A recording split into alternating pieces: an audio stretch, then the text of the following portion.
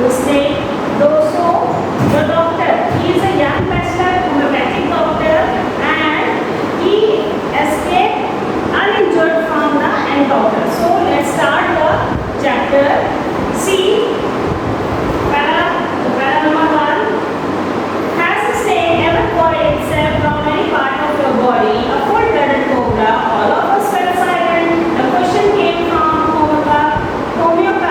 The topic came where we were discussing snake. He listened attentively as the doctor continued with his case. यहाँ पे क्या कभी आपने ये महसूस किया कि आपके हाथ में या पैर में या किसी भी बॉडी पार्ट में कुछ स्नेक है वो कर्ल कर गया हो, यानी वो लिपट गया हो और ऑल ऑफ अस साइलेंट? तो क्या होता है उस समय जो होता है, जो बॉडी होती है वो बिल्कुल कोल्ड हो जाती है डर के मारे, और क्या होता है कि बॉडी में कोई भी जान नहीं रहती है। तो ऐसी ही कुछ स्टोरी जो है इसका नरेटर है वो क्या है, डॉक्टर है, होम्योपैथ डॉक्टर है, और वो अपनी स्टोरी जो है वो अपने फ्रेंड्स को बता रहे हैं, अपने फ्रेंड्स को नरेट कर रहे हैं, और बहुत ही ह्यूमरस वे में, यानी मजाकिया मोड में बैठकर वो लोग एक जगह पर बैठे हुए हैं और अपनी स्टोरी को जो नरेटर है वो डिस्कस कर रहे हैं। It was a hot summer night. About 10 o'clock, I had my meal. The restaurant and dessert. They turned to my door. I heard noise from above. I opened the door. The sound was a familiar one. One could say that the rats. I shared the room. I took out my box of matches and lighted the kerosene lamp on the table. It was a hot summer night. जो summer night यानी गर्मियों की रात के समय की बात है। I had वो अपने रेस्टोरेंट जाते हैं और रेस्टोरेंट से वो खाना खाकर अपने रूम में वापस आते हैं, तो उनको एक नॉइस सुनाई देती है। I had noise from above, I open the door. जैसे कि उन्होंने डोर खोला तो उन्होंने एक नॉइस सुनी, एक आवाज़ सुनी, और उन्होंने आवाज़ सुनते ही वो आवाज़ कहाँ से आ रही थी? छत से आ रही थी। द साउंड ऑफ स्विमिंग, पर उनके लिए साउंड कितनी रहती है, यानी जानी पहचानी सी आवाज़ थी। तो उनको लगा कि शायद जो चूहे हैं वो उनका रूम शेयर कर रहे हैं उनके साथ, तो वो सारे रूम में चूहे, ये सब चूहों की आवाज़ है। तो वो अपने रूम में घुसे और रूम में जाने के बाद उन्होंने कैरोसिन लैम्प लिट किया और वहाँ पर उन्होंने टेबल पर रख दिया। The house was not electrified. It was a small rented room. I had just set up medical practice and my earning here emerged. I had about 60 rupees in my suitcase along with some shirt and dhotis. I also posted one solitary black coat which I was wearing. तो उन्होंने कहा कि the house was not, उस समय जो house था, उनका घर था, वो जो था वो इलेक्ट्रीफाइड नहीं है, यानी कि उस समय वो रेंट पे रहते थे अपने डॉक्टर की प्रैक्टिस करने के लिए, वहाँ पे वो रेंट पे रहते थे। और उसके बाद रेंट पे रहने के उनको क्या लगता था कि वहाँ पर ना इलेक्ट्रिसिटी थी, और वो जो घर था उनका वो एक बीम के ऊपर था, यानी वहाँ पर रूफ नहीं थी। जैसे सीढ़ी होती है ना हमारे, जैसे सीढ़ी में रूफ है, तो उस तरह से उनकी रूफ नहीं थी, वो बीम पर सेटल थी, और वहाँ पर चूहे जो थे उस बीम पर इधर से उधर दौड़ रहे थे। तो ये सारी चीज़ें जो हैं वहाँ पर हो रही थी, पर डॉक्टर वहाँ पर उस रूम को रेंट पे लेकर रहे थे, क्योंकि वो अपनी डॉक्टर की जो प्रैक्टिस थी उसको कर रहे थे, डॉक्टर की प्रैक्टिस कर रहे थे। तो इसके बाद क्या हुआ कि जो उनकी टाइल्ड रूफ जो बनी हुई होती है ग्लास रूफ, इस तरह की जो होती है, तो उसमें जो रैट्स होते हैं, बहुत सारे रैट्स होते हैं, वो धमा चौकड़ी में जा रहे थे, तो उनको लगा कि शायद उन्हीं की आवाज़ यहाँ पर आ रही है। When he sat down at a table to eat, he looked at the mirror. उन्होंने दुनियादारी की बातें छोड़कर क्या करें, वो अपनी टेबल पे बैठ गए। Set down the table to eat, और वो चेयर पे बैठे और वहाँ पर वो पढ़ने लग गए। He looked in the mirror, then he decided, तभी वो क्या कहते हैं, वो मिरर की तरफ देखते हैं और वो डिसाइड करते हैं कि वो अब देरी से क्या करेंगे, शेव करेंगे, अपने आप को हैंडसम बनाएंगे, और उनकी जो मुस्टैच है, यानी पतली सी मूंछ रखेंगे, और अपने चेहरे पे हमेशा एक बढ़िया सी मुस्कान रखेंगे, ताकि वो हमेशा हैंडसम दिखे। वो ये सारी बातें सोच ही रहे थे कि अचानक से क्या हुआ कि एक जो सडनली इससे ऊपर से आकर उनके शोल्डर पर गिरा, और उनके लेफ्ट आर्म में वो क्या हो गया, क्वाइल हो गया। और इसके बाद क्वाइल होने के बाद उन्होंने जो लेफ्ट आर्म उसका पूरा मतलब क्वाइल होने में रोल हो गया, वो सांप जकड़ लिया सांप ने उनके लेफ्ट आर्म को। तो with it could less 4 inches from the doctor face, और मतलब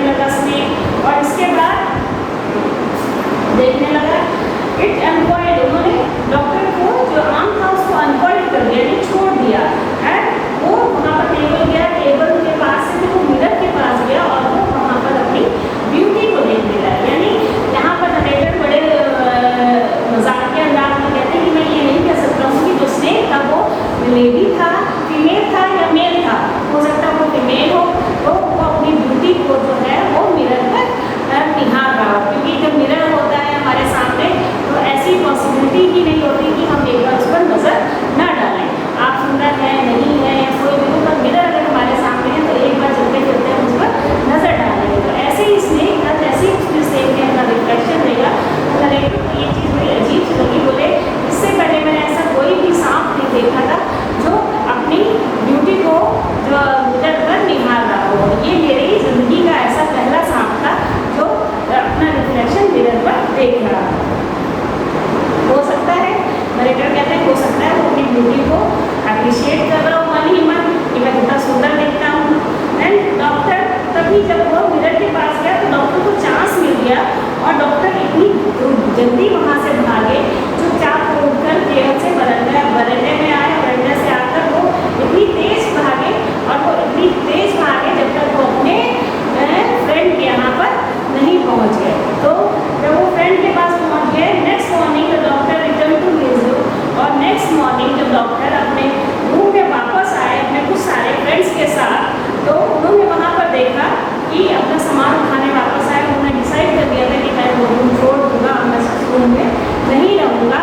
तो जब वो वापस अपना सामान लेने आए तो उन्होंने क्या देखा कि वहाँ पर उनका सामान जो है वो सारा सामान जो था वो चोर उठा ले गए, उनका सारा सामान गायब हो गया। बस एक जो जब डॉक्टर कमरे में एंटर करते हैं तो गंदी सी जो वेस्ट होती है, बनियान होती है, वो वहाँ पर उन्होंने डाल दी थी। तो उसके अलावा वहाँ पर कुछ भी नहीं बचता। तो डॉक्टर को बड़ा गुस्सा आता है, कहता है अरे इतनी चोर वो थे तो उनको चोर को ये भी ले जाते, बहुत सफाईदार है, इसलिए गंदी चीज़ यहाँ पर छोड़ दे और मेरा सारा सामान ले गए। अगर इतनी सफाईदार है तो इसको भी ले जाकर वापस साबुन और पानी से इसको धोकर और वहाँ पर क्या करते इसको दोबारा पहन लेते।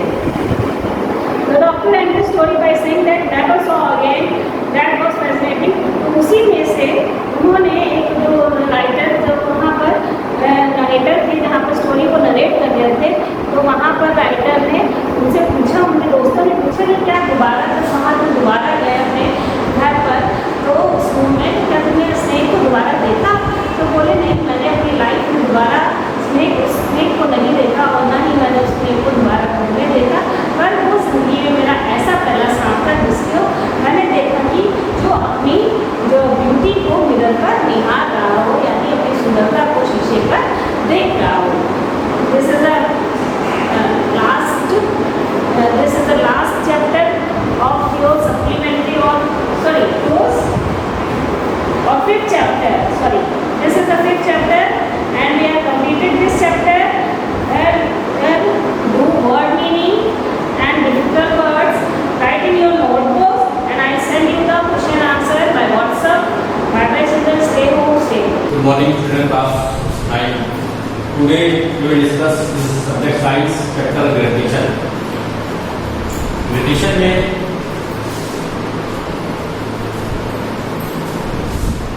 ऐसा कहा जाता है कि सबसे पहले तो आइजैक न्यूटन थे, वो एक दिन एक पेड़ नीचे बैठे हुए थे, तो उनके ऊपर एक एप्पल गिर गया।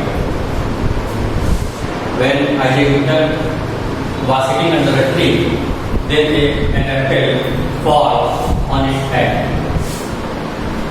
and he think that why the apple fall on his head? Apple उनके हेड पे क्यों गिरा?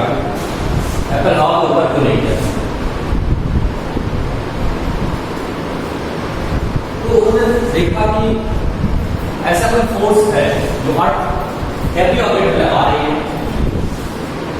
जो कि अकॉर्डिंग टू ग्रेविटी था, ग्रेविटेशनल फोर्स था। उससे उन्होंने देखा कि एवरी और बताया कि every object attracts every other object by a force that starts gravitation. हर एक ऑब्जेक्ट दूसरे ऑब्जेक्ट को अपनी ओर अट्रैक्ट करना एक फोर्स के द्वारा, इस फोर्स को बुलाया गया ग्रेविटेशनल फोर्स। तो ग्रेविटेशनल फोर्स में जैसे आप पढ़ते हैं, आपको इसका एक्सपीरियंस नहीं होता है कि बुक और आपके बीच में फोर्स वर्क कर रहा है, लेकिन इसकी बुक का वेट बहुत कम होता है और इसकी तरह होता है नेगेटिव होता है, तो इसका एक्सपीरियंस नहीं होता। फोर्स का एक्सपीरियंस क्या होगा? आप एक पत्थर को लीजिए और उसको टाइट कर दीजिए स्ट्रिंग से और घुमाइए। जब आप उस पत्थर को घुमाएंगे तो आपको लगेगा कि हाथ में हाथ को उभर रहा है और पत्थर जब घूमेगा तो टूट जाएगा, तो उसके बाद उसकी ट्रैक्शन चला जाएगा। यही तब उसका पूरा मतलब है। तो देखिए इधर यूनिवर्सल लॉ ऑफ ग्रेविटेशन है। What is the universal law of gravitation? Here we take two objects A and B. Mass of A is m1 and mass of B is m2, and both are in distance between both objects is r. A B पर एक force लगा रहा है F और B A पर एक force लगा रहा है F, यानी दोनों सेम फोर्स है। ये फोर्स जो है तो इसके साथ ये क्या बताएगा? What is the definition of the gravitational force? Every object in the universe, and universe में जितने भी ऑब्जेक्ट हैं, attracts every other object. हर एक ऑब्जेक्ट को अट्रैक्ट करते हैं विद ए फोर्स, एक फोर्स के द्वारा which is directly proportional, जो कि डायरेक्टली प्रोपोर्शनल होता है, किसके होता है to the product of masses, and inversely proportional. और इनवर्सली प्रोपोर्शनल क्या होता है? डिस्टेंस बिटवीन देम, यानी कि हर एक ऑब्जेक्ट यूनिवर्स का दूसरे ऑब्जेक्ट पर एक फोर्स लगा रहा है, वो फोर्स दोनों के मास के प्रोडक्ट के प्रोपोर्शनल होता है और बिटवीन डिस्टेंस के स्क्वायर के इनवर्सली प्रोपोर्शनल होता है। ये हमारा है universal law of gravitation. Universal law of gravitation क्या है? What is the universal law of gravitation? Every object in the universe attracts every other object with a force which is directly proportional to the product of masses and inversely proportional to square of distance between them. ये हमारी definition है universal law of gravitation. अब इसका नाम mathematical proof देखते हैं। इसका mathematical proof क्या है? मैथमेटिकल प्रूफ में हमें जैसा डेफिनेशन बताया हुआ है कि जो फोर्स है हमारा इसके प्रोपोर्शनल है मास की m1 m2 फर्स्ट कंडीशन है। पहले कैसे बताया गया कि फोर्स हमारा जो है डायरेक्टली प्रोपोर्शनल टू है प्रोडक्ट ऑफ मास। सेकंड में हमने बताया f is inversely proportional to the square of the distance। इसके लिए F is directly proportional to the m1 and of F is inversely proportional to the 1 by r square। दोनों question को मर्ज कर दो, क्या हो जाए? F equal to m1 m2 upon r square, यानी दोनों को मर्ज कर देंगे m1 m2 का r square हो जाएगा। तो इसको कॉन्स्टेंट बनाएंगे तो कॉन्स्टेंट आएगा, इसको g बोलेंगे capital G m1 m2 upon r square. ये फॉर्मूला हो जाएगा। ये हमारा एक फॉर्मूला हो गया। इससे क्या कर सकते हैं? अगर हम रेडियस को डबल करते हैं तो फोर्स से क्या इफेक्ट आएगा? F equal to g, r को अगर 2r करते हैं m1 m2 अपॉन 2r का स्क्वायर, यानी F इक्वल टू हो जाएगा g m1 m2 upon 4r, यानी फोर्स पहले का 1/4 हो जाएगा। ऐसे जो करेंगे 1/4 g m1 m2 अपॉन, यानी फोर्स होगा पहले का 1/4 हो जाएगा। इसी प्रकार से अगर हम m1 को डबल कर देता है तो क्या करता है? g 2m1 m2 upon r equation दिख रहा है, क्योंकि यहाँ पे लिया हुआ यानी फोर्स होगा पहले का डबल हो जाएगा, यानी मास को डबल करेंगे तो फोर्स भी डबल हो जाएगा। और दोनों ही मास डबल कर दिया जाए, यानी इस मास को डबल कर दिया जाए, इस मास को डबल कर दिया जाए, उसको क्या कहता है? 2m1 2m2 upon r square. तो मिला कितना हो जाएगा? 4। यहाँ पे 4 कर देंगे, यानी 4 जो है पहले का 4 टाइम हो गया, यानी अगर मास को डबल करते हैं दोनों मास डबल हो जाते हैं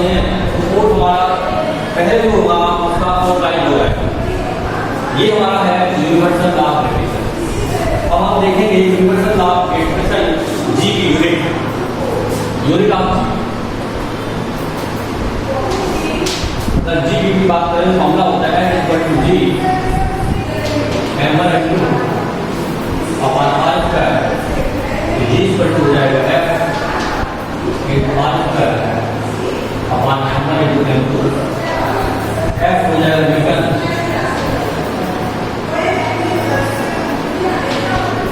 r एरिया जो मीटर लेंगे हो जाएगा मीटर स्क्वायर।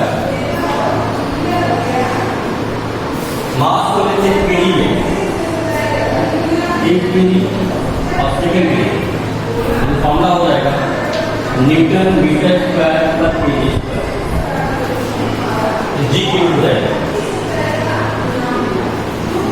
और जी की वैल्यू क्या होती है, ये क्वेश्चन शॉर्ट में पूछे जाएंगे आप लोगों से। जी की क्या है, जी की वैल्यू क्या है। जी की वैल्यू है हमारी है 6.67 into 10 की पावर -1 न्यूटन मीटर स्क्वायर पर केजी। इसके बाद है importance of universal law of gravitation. इसकी इंपॉर्टेंस कहाँ पर देंगे, अगर इंपॉर्टेंस की बात करें अर्थ चारों हमारे प्लेनेट रिवॉल्व करते और मून भी रिवॉल्व करता। This is due to force of attraction of between the earth and planets all.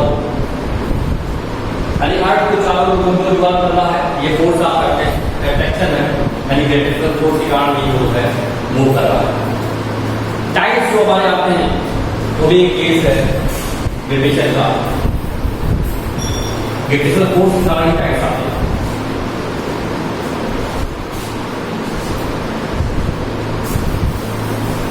तो ये हमारे कुछ इंपॉर्टेंस है यूनिवर्सल लॉ ऑफ ग्रेविटेशन के।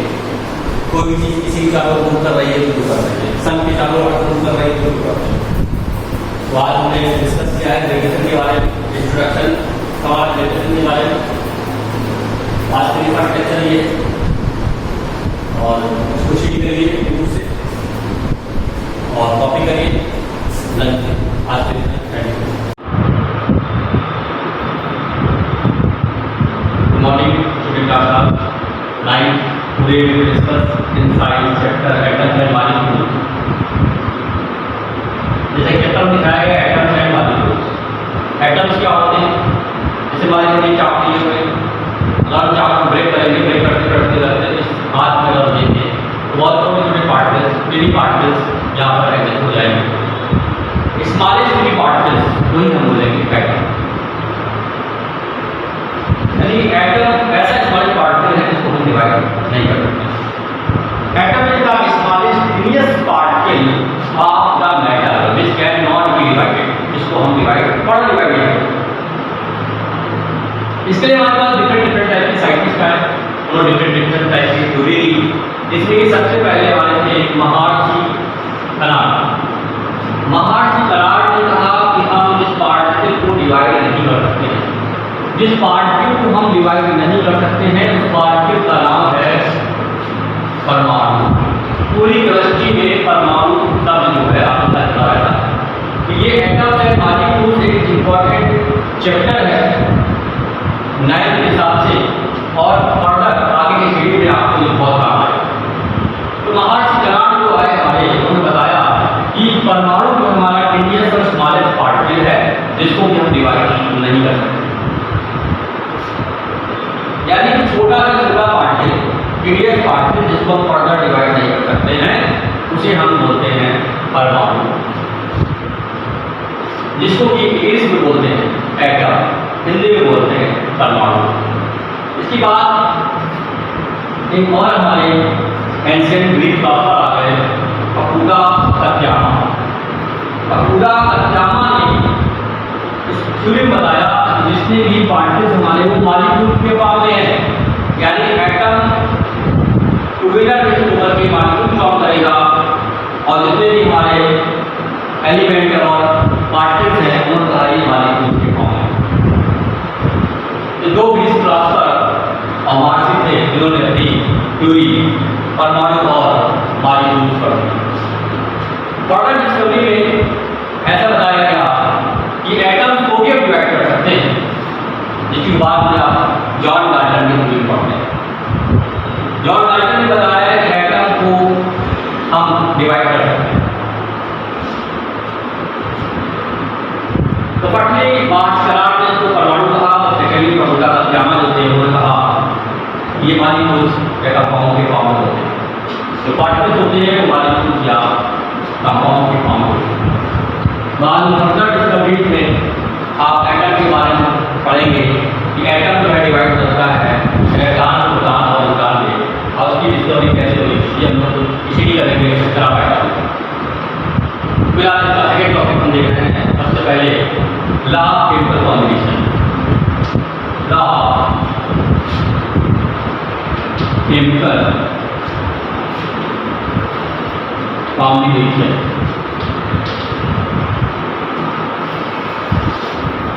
लॉ ऑफ केमिकल कॉम्बिनेशन में हम दो लॉज पढ़ेंगे यहाँ पर। नंबर फर्स्ट है law of conservation of mass, law of conservation of mass, और सेकेंड है law of constant proportions.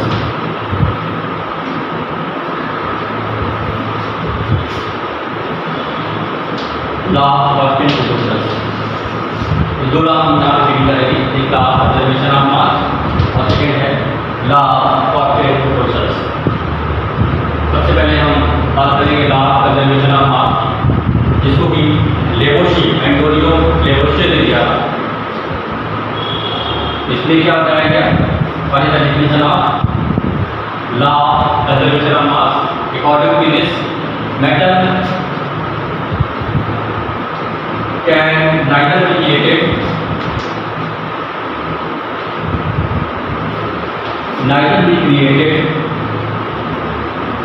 nor be destroyed.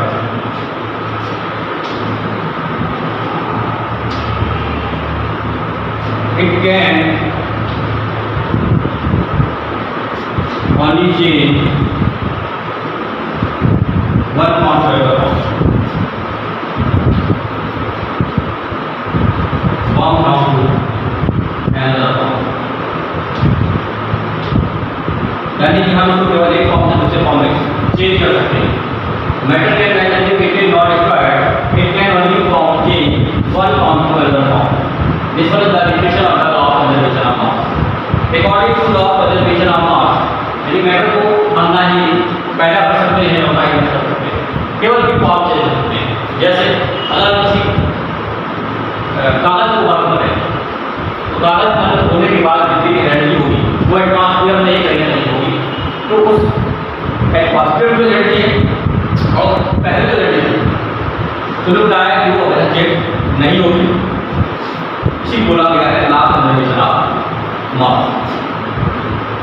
जैसे एग्जाम्पल लेते हैं, एग्जाम्पल यहाँ पे कैल्शियम कार्बोनेट का CaCO3। अगर कैल्शियम कार्बोनेट को हम हीट करेंगे तो क्या बनाएगा? ये CaCO प्लस CO2 बनाएगा। कैल्शियम कार्बोनेट इसको बोलते हैं लिक्विड और इस पार्ट को बोलते हैं product.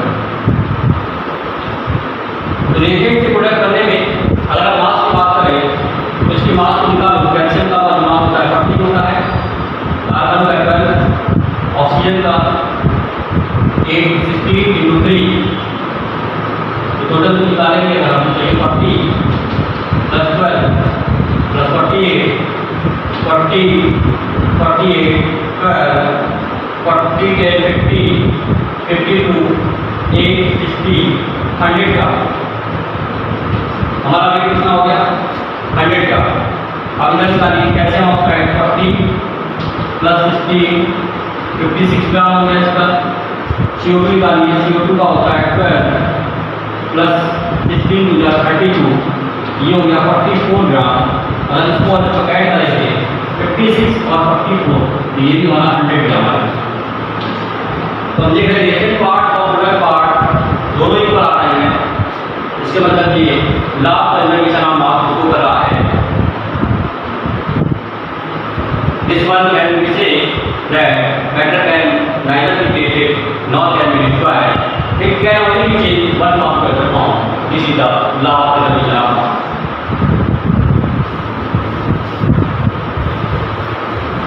Secondly, we will discuss second law, that is law of constant motion. Law of constant motion. According to this law, in a chemical combination, elements are always combined in the fixed ratio. In a chemical combination, elements are combined always in the fixed ratio. यानी कि अगर हम किसी भी chemical को compound को ले तो उसमें जो एलिमेंट होंगे उसका रेशियो हमेशा फिक्स रहेगा। जैसे वाटर की बात करें H2 में हाइड्रोजन और ऑक्सीजन का रेशियो चेक करें तो हाइड्रोजन का वेट 2 है, ऑक्सीजन का 16 है, तो ये 1:8 है। अब हम वाटर कहीं का भी लें, समुद्र का लें, बरसात का लें, कुएं का लें, नदी का लें, कहीं का भी लें, लेकिन वाटर का जो रेशियो होगा हमेशा 1:8 ही होगा। इसको बोलेंगे हम लॉ ऑफ constant motion। कि रेशियो हमेशा फिक्स रहेगा, अब किसी भी कंडीशन में और किसी भी तरह का होता नहीं। सेकेंड जैसे बात कर लें CO2 की, कार्बन डाइऑक्साइड। अगर हम CO2 की बात करें तो यहाँ पे कार्बन और ऑक्सीजन, कार्बन हमारा कितने पार्ट होगा 12 ग्राम होगा और 2 ऑक्सीजन है तो 32 होगा। 4 से कट करें हम तो 3:8 आएगा। तो CO2 पहले की होगी उसमें कार्बन और ऑक्सीजन का रेशियो के साथ 3:8 ही रहेगा। ये हमारा law of constant motion. Atom number वाले बुक में आज के लिए इतना ही डिस्कशन, इतने पार्ट